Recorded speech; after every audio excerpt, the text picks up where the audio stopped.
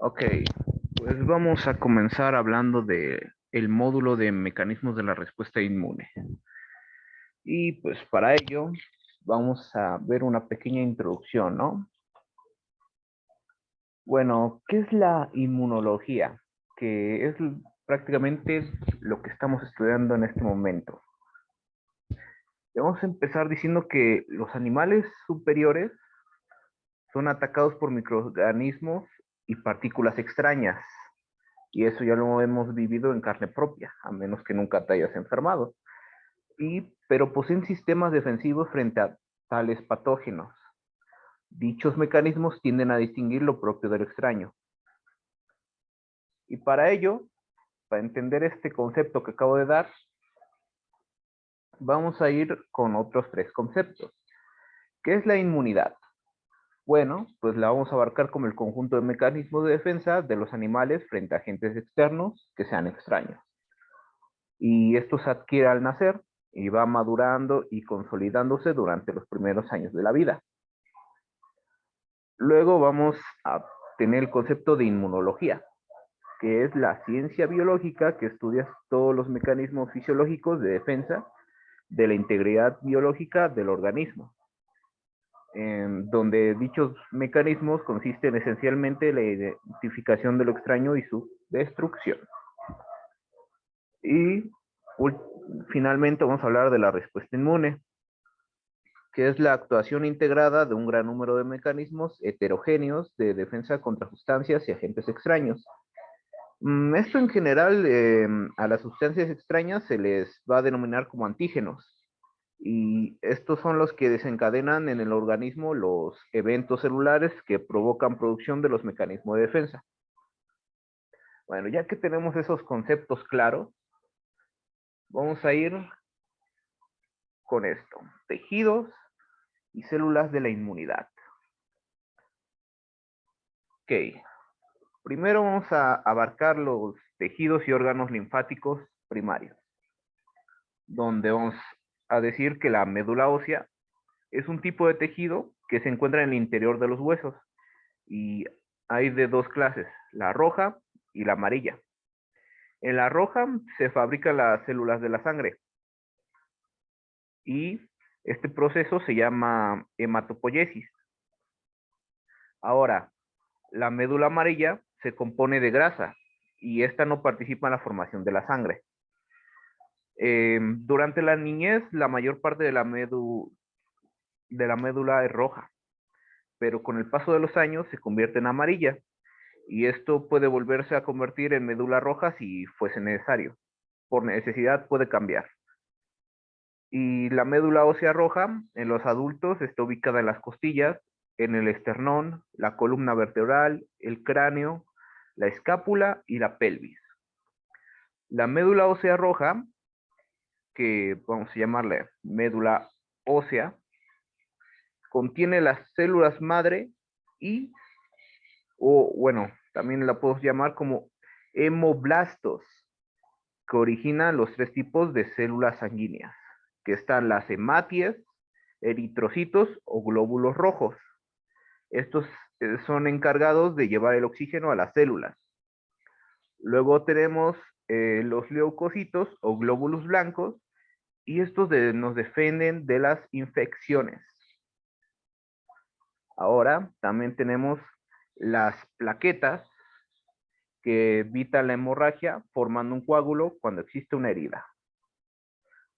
Bueno, ya que tenemos claro la médula ósea, ahora vamos a ir con el timo.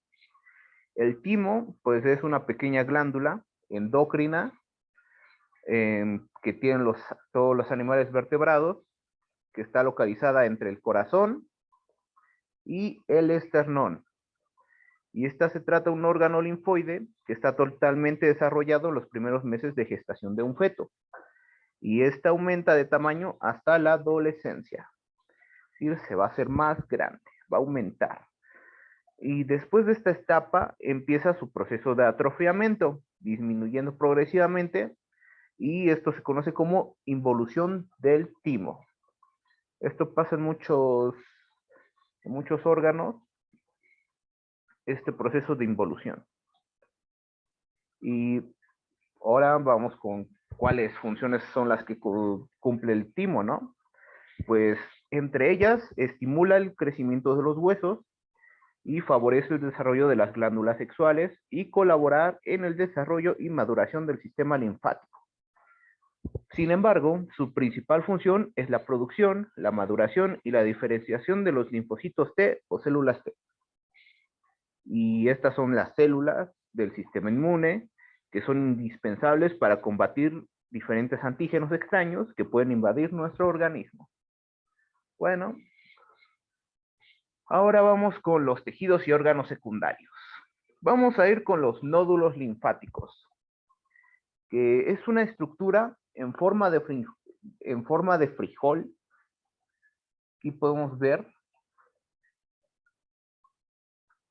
Y estas forman parte del sistema inmunitario. Los nódulos linfáticos filtran las sustancias que el líquido linfático transporta y contienen linfocitos, que son los glóbulos blancos. Y estos ayudan a combatir infecciones y enfermedades. Y en todo el cuerpo hay cientos de nódulos linfáticos conectados entre sí por vasos linfáticos. Y se encuentran en grupos de nódulos linfáticos en el cuello, la axila, el tórax, el abdomen y la ingle. Por ejemplo, aquí podemos ver que la axila hay muchos y la cantidad exacta, bueno, entre muchas comillas, aproximadamente va entre los 20 y 40 nódulos linfáticos.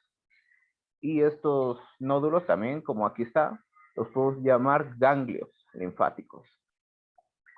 Ahora vamos con el vaso. El vaso, pues es un órgano que forma parte del sistema linfático. Como ya nos dimos cuenta, el sistema linfático, y este vaso produce linfocitos. Este filtra la sangre y almacena células sanguíneas y destruye las células sanguíneas que ya no sirven, es decir, las viejas. Y está localizado en el lado izquierdo del abdomen, como lo podemos ver aquí, y está cerca del estómago. Ahora vamos con el tejido linfoide asociado a las mucosas, que vamos a decirle MALT. MALT. Este forma parte del sistema inmune, aunque con cierta independencia del sistema sistémico. Así como suena, sistema sistémico. Y es el encargado de proteger las mucosas de las personas del ataque de los agentes patógenos. Tanto que es una respuesta primaria como secundaria, es decir, cumple dos, para que vean el poder. Y está formado por nódulos del tejido linfoide que según su localización se denominan GALT y BALT. Aquí, como podemos verlo, está GALT, BALT. Y ustedes se preguntarán, ¿qué será GALT y BALT? Pues a eso vamos. Primero, GALT proviene de las palabras inglesas, pero para que les sea más fácil, vamos a verlo en español, que es el tejido linfoide asociado al intestino. El GALT está formado por todo el tejido linfoide que se encuentra en las paredes intestinales, donde podemos encontrar los ganglios, las placas de Peyer, los folículos linfoides aislados y órganos linfoides secundarios. Ahora, la denominación BALT tiene su origen en las palabras inglesas, que sería tejido linfoide asociado a los bronquios. Está formado por todo el tejido linfoide, que son las tonsilas, los ganglios, los folículos linfoides. Y estos están localizados en las mucosas respiratorias, desde las fosas nasales hasta los pulmones, como podemos darnos cuenta en la imagen. Ok, ahora las placas de Peyer. Bueno, pues estas son regiones que se sitúan bajo la mucosa del tracto gastrointestinal, específicamente en la lámina propia, que es el tejido conjuntivo laxo del intestino delgado, que eso no se nos olvide, del intestino delgado. Y esto, como ocurre con los folículos linfoides de la submucosa, del apéndice o en las amígdalas de la faringe, las placas de Peyer se aparecen en los ganglios linfáticos en su función, es decir, a la que están derivadas. Y se parece a los ganglios linfáticos en lo que refiere a lo que funcione, ¿no? Con la diferencia de que no están encapsulados ni organizados como estos. No tienen la organización. Y la principal función de las placas de Peyer es la de servir de sistema inmunitario a la mucosa del intestino y protegerlo de las invasiones de microorganismos y sustancias potencialmente peligrosas. Ahora vamos con los folículos del apéndice, perdón. Los folículos linfoides, que también le puedo decir así, son el lugar de amplificación de la respuesta inmune humoral, la cual a este nivel está particularmente comprometida con la producción de inmunoglobulina A. Así de simple. Bueno, ahora vamos con las células de la inmunidad.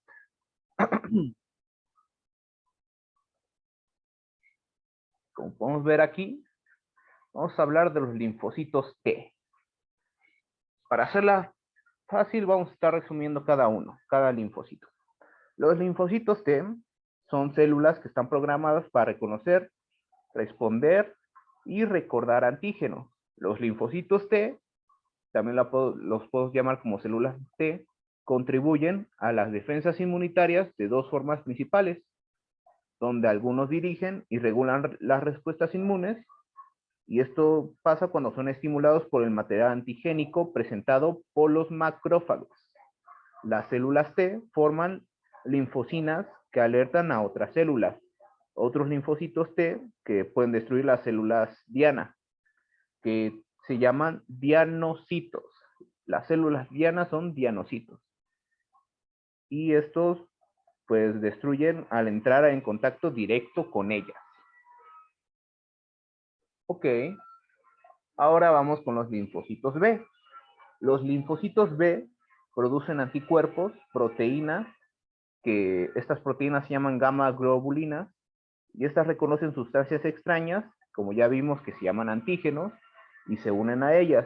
Los linfocitos B están programados para hacer un anticuerpo específico, y esto, cuando la célula B se encuentra con su antígeno desencadenante, esta produce muchas células grandes conocidas como células plasmáticas.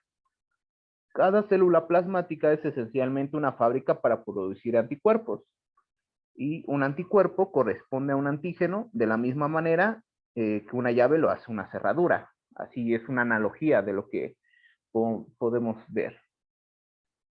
Y también puedo decir que siempre que el anticuerpo y el antígeno se corresponden, el anticuerpo marca al antígeno para su destrucción.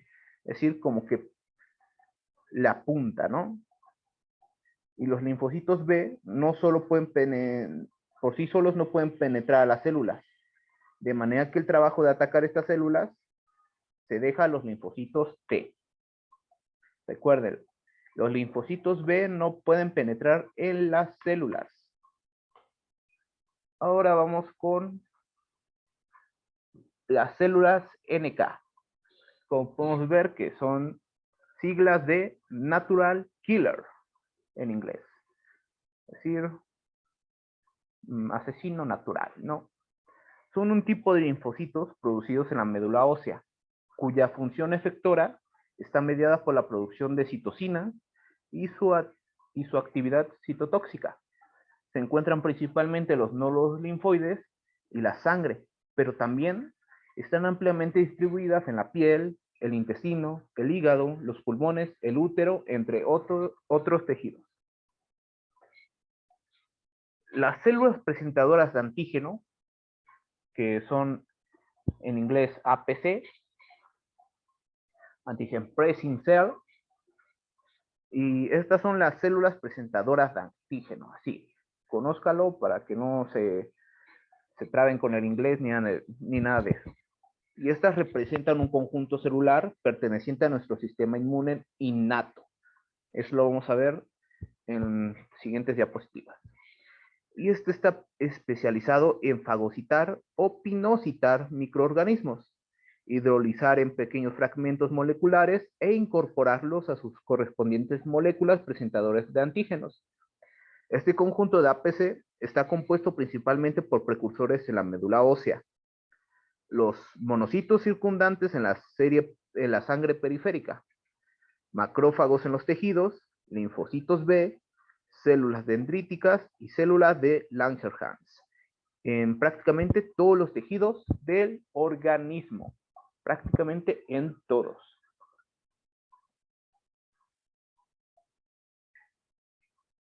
Y ya vimos esto. Bueno, ahora vamos con el reconocimiento de lo propio y de lo ajeno. Que esto lo vamos a manejar mejor, más como un concepto para que se comprenda mejor. Bueno, el concepto inmunológico de lo propio vamos a manejarlo como con una introducción, ¿no? Algo que englobe todo lo que hemos aprendido. El sistema inmunitario distingue lo propio del ajeno y elimina del cuerpo las moléculas y las células ajenas potencialmente nocivas. El sistema inmunitario también puede reconocer y destruir células que se consideren anormales y estas derivadas de los tejidos del huésped, es decir, que no sean parte. Cualquier molécula capaz de ser reconocida por el sistema inmunitario se considera un antígeno, que se puede acortar con solo AG. La piel, la córnea y las mucosas de los aparatos respiratorio, digestivo y urogenital constituyen una barrera física que es la primera línea de defensa del cuerpo. Algunas de estas barreras también tienen funciones inmunitarias activas. Ok, ahora vamos a adentrarnos más después de escuchar ese concepto, ¿no? Para que entendamos mejor.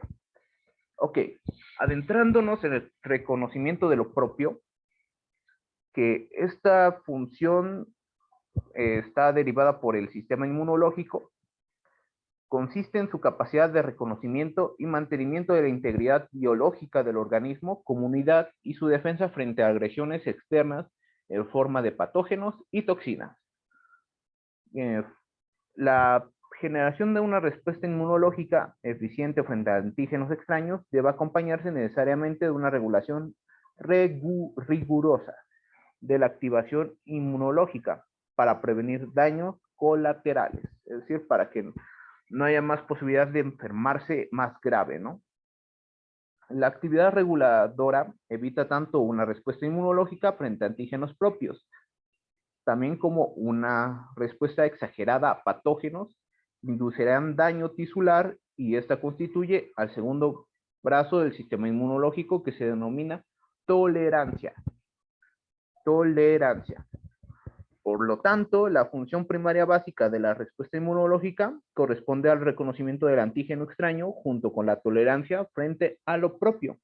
Sin embargo, veremos que la frontera que separa lo propio de lo no propio no siempre es nítida, debido a que, entre otros factores, hay una naturaleza dinámica que representa a lo propio. Bueno, ahora vamos a hablar de los telerógenos. Perdón, telerógenos. El contacto de un determinante antigénico con un linfocito específico para el que puede tener una de las consecuencias, que puede ser, como ya vimos, inducir tolerancia, o bien también puede originar una respuesta tangible consistente en células o moléculas que interactúan específicamente con este antígeno, donde la tolerancia la vamos a manejar como A y antígeno como B. Son dos cosas, para que lo sepan. Y cuando un antígeno induce la tolerancia, se denomina telerógeno. Cuando un antígeno induce tolerancia, y ahí es donde surge el tolerógeno.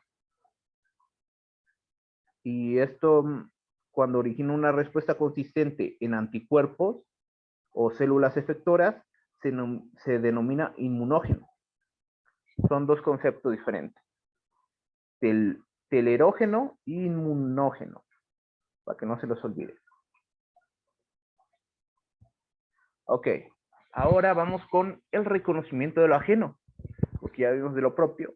Ahora vamos con lo de lo ajeno, pero se entrelazan. Esto es más como para reforzar. Durante las primeras fases ontogénicas del individuo del sistema inmune específico, aprende a reconocer lo propio, de modo que se induce un estado de autotolerancia,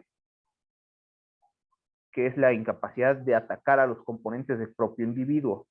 Esto supone que los trasplantes de tejidos precedentes de donadores genéticamente que sean distintos al huésped sean rechazados, como ya vimos en muchas operaciones y cosas del avance científico, ¿no? Los fallos en este sistema de discriminación entre lo propio y lo ajeno puede desembocar a enfermedades por autoinmunidad. Y pues para que les quede más claro, la palabra autoinmunidad es el ataque a componentes propios del huésped, ¿no? Ahora el antígeno y los conceptos de epítope, parátope, inmunógeno y apteno. Bueno, el epítope es la zona específica de la superficie de un antígeno que interactúa con anticuerpos específicos a los cuales se une. Por lo general, un antígeno tiene varios epitopos diferentes. La parátope es el sitio de unión del anticuerpo al antígeno, localizado en la región variable de la cadena H y L, que sirve para la unión específica de un determinante antigénico, que es el epítopo. Y como podemos ver, está señalado. El inmunógeno, que es un antígeno o cualquier sustancia que pueda estar específicamente unida por componentes del sistema inmune, que pueden ser los anticuerpos o linfocitos. Ahora el apteno lo vamos a manejar como que es una sustancia química de pequeño peso molecular que no induce por sí misma la formación de anticuerpos, pero al unirse a una proteína transportadora estimula una respuesta inmunitaria. En resumen, podemos decir que un apteno es la parte de un antígeno que por sí sola no dispara respuesta inmune, pero sí posee especificidad. Perdón. Ahora las inmunoglobulinas, vamos a hablar sobre ellas, ¿no? Son muy importantes.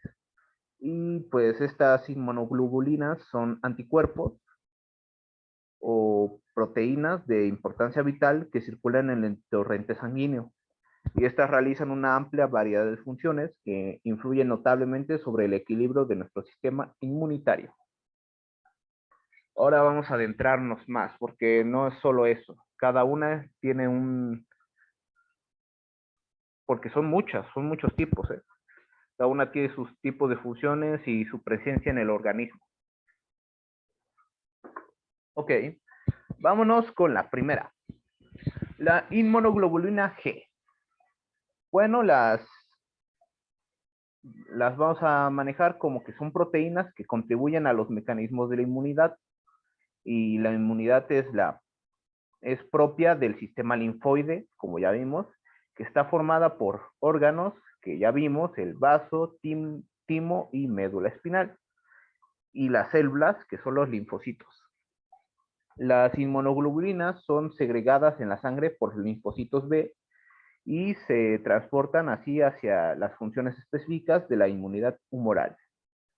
Ahora, las inmunoglobulinas G son las principales que están sintetizadas por las células plasmáticas y estas representan entre el 70 y el 75% de las inmunoglobulinas, es decir, que son las que tienen más presencia en el organismo. Los anticuerpos de IgG se producen en respuesta a la mayoría de las bacterias y virus que participan en la destrucción de estos últimos. Por lo tanto, tienen una importancia especial en la defensa a largo plazo del cuerpo frente a una infección. Las inmunoglobulinas las voy a manejar como IG, para que sea más fácil y entendible recordar. Ahora las IgM. Son anticuerpos más grandes que las G, y estas se encuentran en la sangre y en el líquido linfático. Estas son el primer tipo de anticuerpos producidos en la respuesta a una infección. También hacen que otras células del sistema inmunitario destruyan las sustancias extrañas. Estas IgM son aproximadamente del 5 al 10% de todos los anticuerpos que tenemos en el cuerpo, ¿no? Ahora, las IgA. Bueno, pues estas se encuentran en las áreas del cuerpo como la nariz, las vías respiratorias, el tubo digestivo, los oídos, los ojos y también en mujeres en la vagina. Los anticuerpos IgA protegen superficies del cuerpo que están expuestas a sustancias extrañas del exterior. Este tipo de anticuerpos también se encuentra en la saliva, las lágrimas y la sangre. Aproximadamente del 10 al 15% de los anticuerpos presentes en el cuerpo son IgA. Y también una curiosidad sobre estas inmunoglobulinas es de que una pequeña cantidad de personas no producen estos anticuerpos. Ahora, las IgE, bueno, pues estos se encuentran en los pulmones, en la piel y en las membranas mucosas. Estos hacen que el cuerpo reaccione contra sustancias extrañas como polen, esporas de hongos y algún tipo de caspa de animales, ¿no? También esto puede pasar en las personas. Y estos están involucrados en reacciones alérgicas a la leche, algunos medicamentos y algunos venenos. A menudo los niveles de anticuerpos de IgE son altos en las personas con alergia. Y por eso de que se puede explicar de que las alergias son con las personas que tienen más inmunoglobulina C. La inmunoglobulina D, pues es de las proteínas presentes en el suero humano. También es la menos conocida en cuanto a la función biológica que desempeña, aunque pues, recientemente se han incrementado los estudios de esta inmunoglobulina en relación con diferentes enfermedades, y también se demostró su participación en determinados trastornos febriles en niños, así como el papel de esta en la respuesta inmune, dado por su expresión en la membrana de los linfocitos B, formando parte del receptor antigénico. Ahora vamos con algo más tranquilo, ¿no? En lo cual vamos a manejar conceptos. Primeramente, vamos a hablar de la especificidad. Esta es la capacidad del anticuerpo de unirse al antígeno que lo estimuló a través del epítopo o determinante antigénico mediante uniones intermoleculares débiles. La unión dada por la especificidad es muy precisa y permite distinguir entre grupos químicos con diferencias mínimas a pesar de tener una gran similitud. Además, permite la detención de un solo antígeno. Vamos a poner un ejemplo. Permite distinguir entre la albumina de un organismo a otro a pesar de que la variabilidad de estos paratopos sea mínima. Ahora, los receptores, el concepto de los receptores. Bueno, pues el sistema inmunitario está equipado con receptores especializados con la detección de patógenos tales como bacterias o virus, y que reciben el nombre de receptores que reconocen patrones, los PRR. Estas proteínas son un elemento clave en el sistema innato y se expresan fundamentalmente en células presentadoras de antígenos, como las células dendríticas y los macrófagos, aunque también se encuentran en otras células que pertenecen o no al sistema inmunitario. La memoria inmunológica. Este es uno de los conceptos más importantes que se tienen que ver en inmunología. Vamos a manejarlo como que es una de las principales características del sistema inmunitario, que permite que un individuo no contraiga una enfermedad determinada cuando entra en contacto con el patógeno que la causa. Por lo tanto, pues se da el fundamento de la vacunación, ¿no?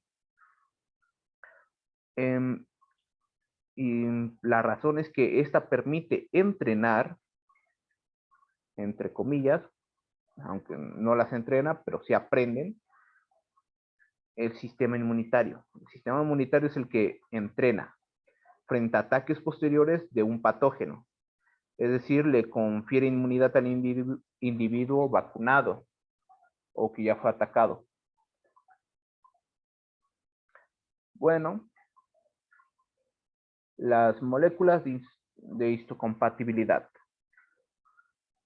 o MHC. Bueno, es una región genética formada por un conjunto de genes con alto, ¿cómo se dice? Poliformismo, cuyos productos se expresan en la superficie de casi todas las células nucleadas del organismo. Esta región genética se encuentra en todos los mamíferos, con diferencias que varían de una especie a otra. Y hay dos tipos de clases de MHC.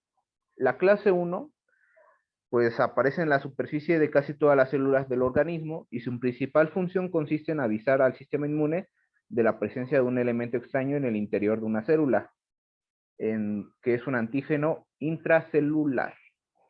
Y pues estos pueden ser como un virus.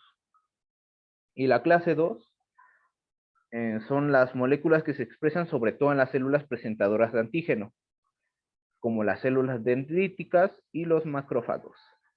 Y estas presentan antígenos extracelulares a los linfocitos T o los CD4+, con el fin de poner en marcha una respuesta inmune específica. Ahora vamos con las bases de la señalización química. Y existen 4 métodos generales de señalización química. Y estos están agrupados por la distancia que cada señal viaja entre las células emisoras y las receptoras. Tenemos a la señalización autócrina, que esta es cuando las células envían mensajes entre sí mismas. Así es su forma en la que se comunican. En la señalización autócrina, la célula libera una señal química que se entrelaza a un receptor en su propia superficie. Este método puede parecer extraño, y sí, pero la señalización autócrina es muy importante, pues ayuda a las células a mantener su integridad y a dividirse correctamente. Esto, como sabemos, es crucial durante el desarrollo y ayuda a las células a reforzar su identidad. Ahora, también está la señalización parácrina, y esta ocurre a través de distancias cortas entre dos células. Y este método de comunicación permite a las células coordinar movimiento y actividad con las vecinas. Un ejemplo podría ser la señalización sináptica, que es cuando la señalización se da a través de la pequeña brecha que existe entre dos neuronas. Esta brecha también se conoce como sinapsis. También podemos llamarlos neurotransmisores, y estos envían mensajes de una neurona a otra para ayudar a nuestro cerebro y al sistema nervioso central a trabajar juntos. También existe la señalización endocrina, donde las células utilizan este método para enviar mensajes a través de distancias muy largas. Las señales endocrinas, viajan por el torrente sanguíneo para llegar a los tejidos y células blanco, a las que van dirigidas. Las señales que se originan en una parte del cuerpo y viajan a su objetivo a través del torrente sanguíneo se llaman hormonas. La hormona del crecimiento, pues, es un ejemplo de estas de estas hormonas. La glándula pituitaria libera esta hormona que estimula el crecimiento en las células, el cartílago y los huesos. Ahora la señalización por contacto directo. Las uniones comunicantes y pequeños canales que conectan a las células vecinas se encuentran en las plantas y animales. Y en este caso, estas uniones comunicantes están llenas de agua y que permiten que en ciertas células de señalización viajen a través del canal. Y esto es la señalización a través de un contacto directo, que permite que grupos completos de células respondan a una señal que solo una célula recibe. Ahora vamos con los tipos de inmunidad que tiene el cuerpo. Y aquí, como podemos ver en la representación de imagen, empezamos con buena inmunidad, buena protección, hasta que ya en la vejez se va acabando. Ok, la inmunidad innata o inespecífica, que este es un sistema de defensas con el que se nace y que lo protege contra todos los antígenos. La inmunidad innata consiste en barreras que impiden que los materiales dañinos ingresen en el cuerpo. Estas barreras forman la primera línea de defensa que existe en la respuesta inmunitaria. Como ejemplos de esta inmunidad innata, podemos abarcar como el reflejo que tenemos de toser. También están las enzimas en las lágrimas y los aceites de la piel, llorar y sudar, para que me entiendan, el moco, que atrapa a las bacterias y partículas pequeñas, la piel y el ácido gástrico. La inmunidad innata también viene en forma de químico proteínico, también que vamos a llamar como inmunidad humoral innata.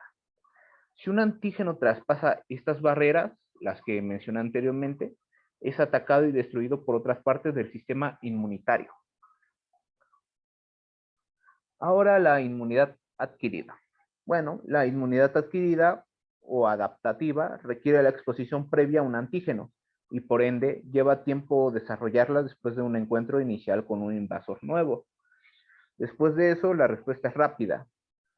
El sistema también recuerda las exposiciones pasadas y es específica de un antígeno. Y tiene componentes que incluyen las células T, las células B, y la inmunidad adquirida también incluye la inmunidad mediada por las células, y esta está derivada de ciertas respuestas de las células T. También está la inmunidad tumoral, que está derivada de las partículas del linfocito B. También es bueno aclarar que los linfocitos B secretan anticuerpos solubles específicos contra el antígeno. Las células B y T interactúan destruyendo a los invasores, y las células presentadoras de antígenos son necesarias para presentar los antígenos a las células T.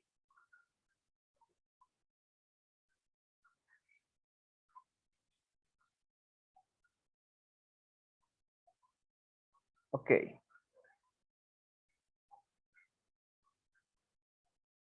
Ahora vamos con un concepto más grande.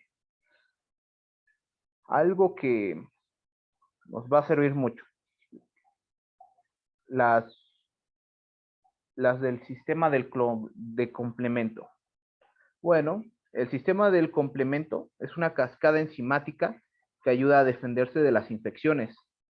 Muchas proteínas del complemento se encuentran en el suero como precursores enzimáticos inactivos, que estos se llaman zimógenos. Otras residen en las superficies celulares. El sistema del complemento es un puente entre la inmunidad innata y la adquirida. Y esto es porque aumenta las respuestas de anticuerpos y la memoria inmunitaria, y también elimina complejos inmunitarios y células apoptóticas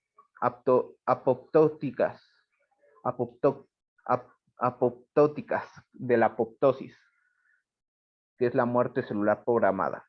Los componentes del complemento tienen muchas funciones biológicas.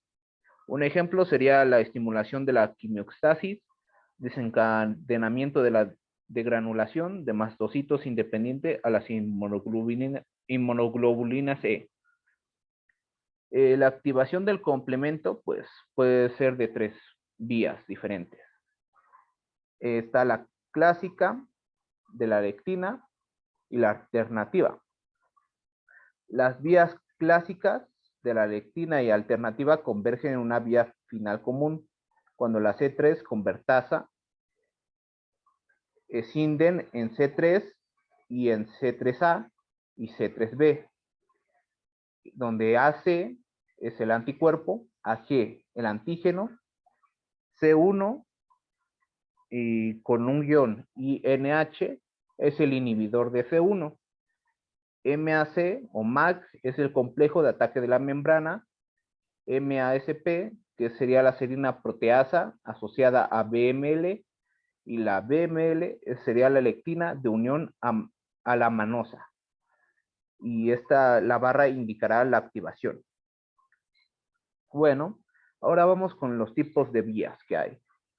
La vía clásica de la activación puede ser un anticuerpo dependiente, que ocurre cuando C1 interactúa con AG y la inmunoglobulina M, o agregados de los complejos del antígeno IgG, o inmunoglobulina G, que es independiente a los anticuerpos y que se produce cuando el de los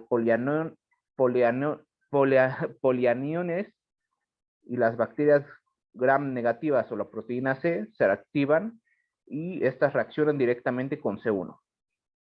Esta vía está regulada por el inhibidor de C1, que es el C1-INH,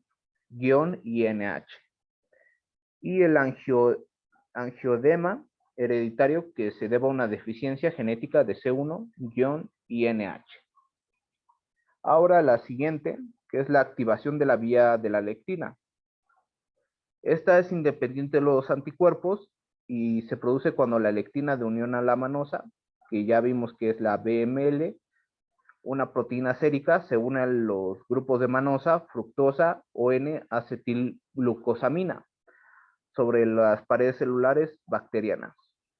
Bueno, pues por lo demás esta vía se parece a la clásica desde una perspectiva estructural y funcional. Aquí las pueden estar viendo. De la lectina, que ya explicamos, la alternativa. Ahora vamos con esta, la alternativa, aquí está la clásica. Bueno, la alternativa, pues su activación se produce cuando los componentes de las superficies de los microorganismos o de las inmunoglobulinas escinden pequeñas cantidades de C3. Esta vía está regulada por la properdina y el factor H, y también por el factor acelerador de la desintegración, que es el CD55. Las tres vías de activación convergen en una vía final común, que es cuando la C3 convertasa escinde en C3 y en C3A, y como ya vimos también la C3B. La escisión de C3 puede dar lugar a la formación del complejo de ataque a la membrana, que ya vimos que es MAC, y el componente citotóxico del sistema de complemento, donde el MAC causa la lisis de células extrañas. Y las actividades biológicas del complemento, donde los componentes del complemento tienen otras funciones inmunitarias que están mediadas por los receptores del complemento, que son las CRs o las diversas células que existen. Y donde les voy a explicar cada una. La CR1, que está mediada por la CD35, estimula la fagocitosis y contribuye a eliminar inmunocomplejos. La CR2 regula la producción de anticuerpos por parte de los linfocitos B y es el receptor para el virus del Epstein-Barr. Los receptores CR3 y C1Q intervienen en la fagocitosis. El C3A, C5A y C4A débilmente tienen la actividad de anafilotoxina, que provoca la desgranulación del mastocito, lo que aumenta la permeabilidad vascular y la contracción del músculo liso. C3B actúa como la opsonina al cubrir los organismos y así potencia la fagocitosis. La CD3 aumenta la producción de anticuerpos por los linfocitos B. C5A es un quimioatrayente de neutrófilos y regula las actividades del neutrófilo y del monocito y también puede aumentar la adherencia de las células. Su degranulación y liberación de enzimas intracelulares de los granulocitos, la producción de metabolitos tóxicos del oxígeno y el inicio de otros acontecimientos metabólicos. Ahora la fagocitosis. Bueno, la fagocitosis es una forma específica de endocitosis por la que las células asimilan partículas sólidas, entre las que se incluyen los patógenos microbianos. Si bien todas las células pueden fagocitar, solo los fagocitos profesionales del sistema inmunitario, como lo pueden ser los macrófagos, los neutrófilos y las células dendríticas inmaduras, son las que realmente destacan en este proceso. En estas células, el mecanismo de la fagocitosis puede contener a los microorganismos, acabar con ellos y procesarlos para la presentación de antígeno, y representa un aspecto fundamental de la respuesta inmunitaria innata frente a los patógenos, a la vez que también desempeña un papel esencial en el inicio de la respuesta inmunitaria adaptativa. El proceso que lleva a la fagocitosis comienza con la unión de opsoninas, que pues, un ejemplo de estas pueden ser las moléculas de complemento o anticuerpos, y moléculas específicas de la superficie del patógeno, que son denominadas como patrones moleculares asociados a patógenos, o también podemos llamarle PAMs, por sus siglas en inglés, a receptores de la superficie del fagocito, lo que provoca un agrupamiento de receptores y activación de la fagocitosis. En este momento, la membrana celular se extiende alrededor del patógeno, al que finalmente envuelve y pinza para formar un fagosoma. Este va a estar separado. Esta vesícula puede madurar y acidificarse a través de la fusión con endosomas tardíos y lisosomas para formar un fagolisosoma, en el que la degradación del contenido puede tener lugar mediante la acción de las hidrolasas lisosomales. También en la fagocitosis hay numerosos receptores implicados. Los receptores de complemento y los receptores de Fc son esencialmente importantes para el reconocimiento y fagocitosis de microbios opsonizados y otros materiales sólidos. Otros receptores como los receptores de tipo TOL, que son los TLRs por sus siglas en inglés, los receptores de scavenger o basureros, SR por sus siglas en inglés, y las lectinas como DS, zinc, dectina-1 y el receptor de manosa. Y estas son también importantes en la captación de muchos microorganismos patógenos. La fagocitosis es un proceso dinámico en el cual pueden pasar muchas cosas, pero también exige la reorganización del citoesqueleto y también implica a las células de unión, actina y a las moléculas de señalización. Bueno, eso fue una explicación sobre las unidades que hemos estado viendo. Espero que les haya gustado y la hayan entendido. Muchas gracias.